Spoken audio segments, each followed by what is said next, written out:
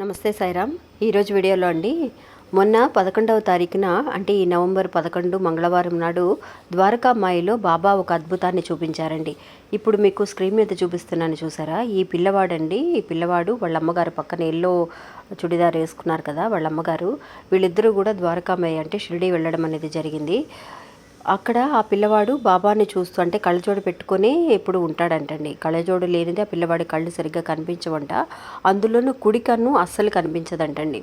అలాంటిది కళ్ళజోడు తీసి బాబాని చూస్తూ నిలబడినప్పుడు బాబా ఒక వెలుతురు రూపంలో ఆ కంట్లో ఒక కుడి కన్ను మీద బాబా వెలుతురు అనేది కనిపించిందంటండి. పడడం వల్ల ఆ పిల్లవాడు భయపడిపోయి ఏడవడం అనేది బిగించేశాడు.